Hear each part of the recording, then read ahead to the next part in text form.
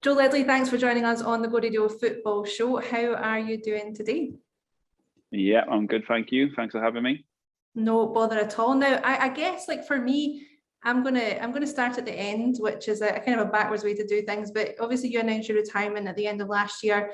Played 77 times for Wales, nearly 550 career club appearances, and you're only 34. What made you decide that this was the time to step back? Yeah, it was obviously a difficult sort of situation I was in. I knew I was coming to the end. I didn't really want to go down the leagues and just hang on like other people sort of do. The reason I went to Newport is, around the corner from me, I need a manager. I wanted to try and help, a Welsh club get into League One and the highest they've been, but we missed out on the playoff final. And I just thought that was the right time, where I sort of made a name for myself at Wembley and finished there. It was just, it was time to call it a day. I was obviously disappointed, but like I said, I didn't really want to just hang on and play in League Two or whatever. So yeah, the decision was made. And for me, I think it was the right decision. And it's not been that long since you made the decision, and I would imagine a huge adjustment for you as well, because football's been your life for the last sort of 17, 18 years, hasn't it? Yeah, it has. And, that's all I know is football. You go in straight from high school, from the age of 16, you sign YTS, and then you get into the pro. And since then, I've never looked back. It's been, I feel very lucky with my career. I'm very honoured. A lot of people would give anything to be in the position I was in. And I've enjoyed every moment of it. But I look forward to the new adventure. I'm sort of dipping my hands in a few things and, doing a bit of media as well. But I don't miss football. I don't miss it. Certain maybe games. Being at Celtic Park the other day was amazing to see as a fan perspective. So it's just one of those things where I'm just trying to keep a routine. I go to the gym every morning, sort of like what I used to do in football, and then time I finish there, I walk the dog, and I got to pick the kids up. So day to day is always non-stop. Are you enjoying that kind of, slower pace though? Because it does dominate your life when you're in football, and, by the sounds of things, you're just kind of chilling and taking one day at a time just now. Yeah, I've always been a sort of laid back person. It's don't get me wrong, it's a lot easier just to go into training and be told what to do instead of being here and, doing washing and dishes and different things what you're sort of not used to. But no, I'm enjoying it. I feel free. I can do whatever I want. I can eat whatever I want. I can drink whatever I want. I can do whatever I want. And, normally you've always been told what to do. Sort of like a kid, really, like going into work and your dad's telling you what to do. But, now I just feel like a fresher breath air, sorry. And yeah, I'm excited. You mentioned signing for Celtic. Obviously, that was a large part of your career. Back in 2010, you came up here and spent 4 years there. 3 league titles, a Scottish Cup. How do you reflect on your time at Celtic? Yeah, I've talked about it a few times. For me, it was the best part of my career. Not just obviously, playing for the club, but obviously going in and working with, Lenny, the coaching staff and the players. Day to day was unbelievable. The banter we had within that group was fantastic. It was the best I've had.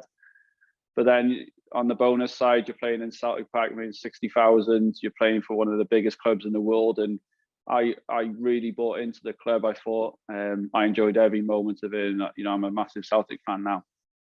I think that was one of the things that people remember as well about that crop of players at that time when you were there, likes of yourself, Hooper Wanyama, Scott Brown, Charlie Mulgrew. Do you still keep in touch with the guys? Have you still got a wee group chat going? Yeah, I still keep in touch. I speak to Gary Hooper nearly every day, Adam Matthews as well. I was really close to them. But on the other hand, I speak to Jamesy Forrest, Charlie now and then. So and Brownie as well. So yeah, we still always keep in touch. Like I said, I think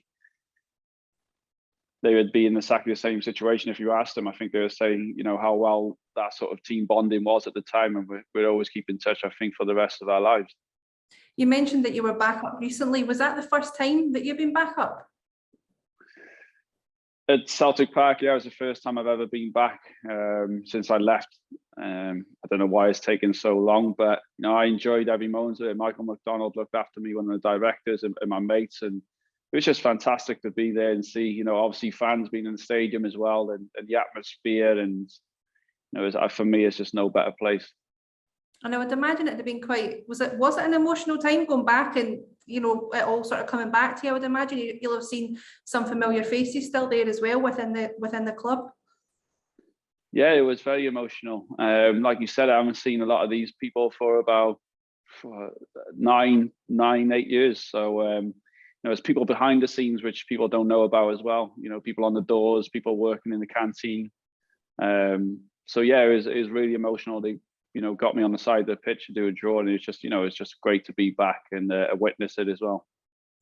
And I suppose as well, you're now, I would imagine you'll have followed Celtic since you left in terms of the football and things. What do you make of Celtic now and under Ange Postecoglou? Yeah, very impressed. I done a lot of media work for them, covering in pre-season because they're in Wales, and you know, I spoke to the manager. He was great. Spoken to him obviously in my time in Australia. You know, I really got on with him, and I enjoy the way his philosophy of football, the way he wants to play is the right way. You can see with the fullbacks and playing out from the back as soon as possible. And I think he's recruited very well. I think the Japanese boys they bought have been fantastic. And I feel like everyone's bought into it now, and they're going in the right direction. I know that, you know, obviously you went on to play in the Premier League in 2014. Looking back now, do you wish that you'd stayed on a little bit longer, or do you still feel like that was the right moment for you to make the move?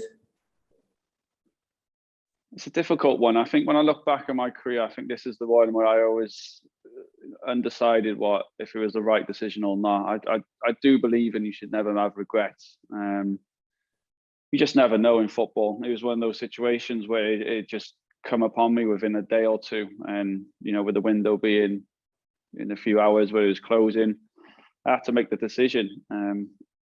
I loved being at Celtic. I thought I was in my prime, but being from down south in Wales, you know, as a kid, that's all you watched was the Premier League. And you know, I think any boy would, if you asked them to play in the Premier League, you know, they'd give anything to do that. And I thought it was the right time for me. But maybe looking back, I would have liked to have maybe stayed at Celtic for longer, even for the rest of my career would have been an added bonus. But you know, nobody can take away that I played in the Premier League, and I don't even know how many appearances. And you know, I felt like we've achieved a lot at Crystal Palace. You know, got them in the Premier League, secured for the first time ever, and made history with them as well. So it's a tough one, but you know, I was gutted to leave, and maybe on a different scale, I would have stayed at Celtic. I suppose it is that, you know, that sort of challenge between the emotional feelings that you have and actually wanting to fulfill an ambition of yours that you've had, you know, your whole life. Yeah, that's it. That's exactly it. I think, you know, before Celtic, everyone would have said, you know, I would have played in the Premier League. I wouldn't have believed them. So, you know, I like I said, I look back and, you know, I don't have a regret. You know, I played in the Champions League, played in the Premier League, I played in FA Cups. So, you know, in the Euros as well. So I can't complain whatsoever, to be fair. And I know you've said, I think I read somewhere that you've said that you've not retired from international football and probably never will. Is that just the pure emotional attachment to representing your country?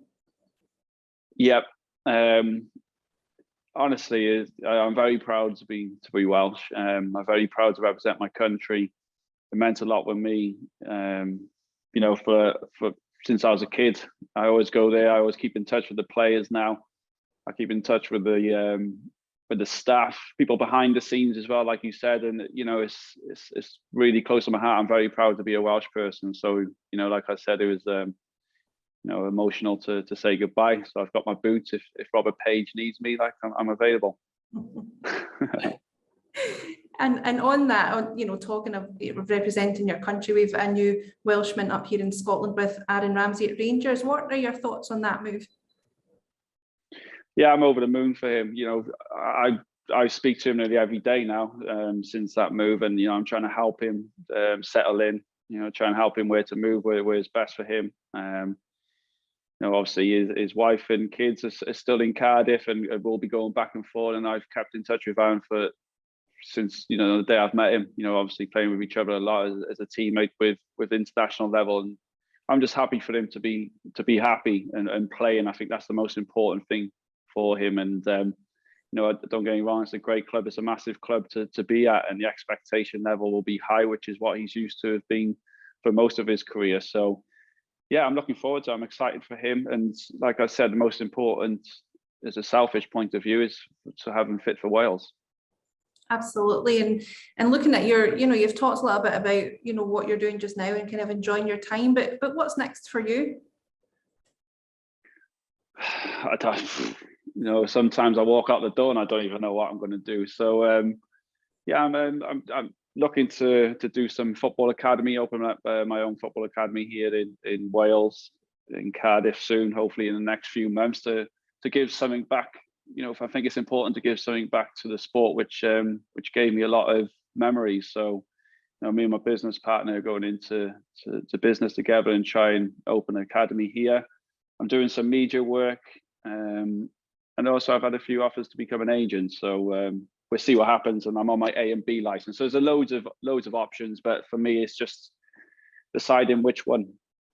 I think that's the thing as well. A lot of people just assume the natural progression is there to go into a coaching role and into management. Is that something, and like I said earlier, you're still only 34. Is the coaching and management side of things, is that something that does appeal to you? It's a very difficult question. I do look at things, and I believe I would be a good manager, you know, the managers I've worked with and the coaches I've worked with. But on the other hand, it's exactly the same as being a player. You know, you're missing birthdays, you're missing Christmases, you don't know where you're going to be. It's, well, you know, as a manager, we've all seen it. You could be in a job within, you know, 4 months and then be fired. And, you know, it's a difficult situation to be in as manager. So, you know, it's 50-50 at the moment. And if I am going to do, you got to go out full blazing and be committed to it. So at the moment, I'm just going to, you know, sit back. Like I said, I've only retired about 6 months ago, less than that. So, you know, I'm just going to chill out for a bit. I suppose you mentioned before the managers you've worked with and the coaches you've worked with in the past. And I guess, you know, out of the coaches that you've had experience with, who would you say has had the sort of most influence on you? Yeah, I said it before. I think Neil Lennon at Celtic was, you know, I still keep in touch with him now. You know, that just proves what the bond we all had at Celtic. And, you know, he taught me a lot as a player and as a person. And I'm always grateful for what he's done for me. Obviously, my time as well with international level. You know, we had Gary Speed, who sadly passed away, you know, very early. Then Chris Coleman come on the scene, and he was fantastic with me. As a, you know, he totally understood what I was about. Helped me develop as a player. So I think those two are vital. But for me, it's just Lenny, because, you know, day to day being at the club, you know, he was great. Listen, Joe, all the best for whatever comes next. I really appreciate you making the time for us today. It's been an absolute pleasure. Thank you. Thank you very much. Appreciate it.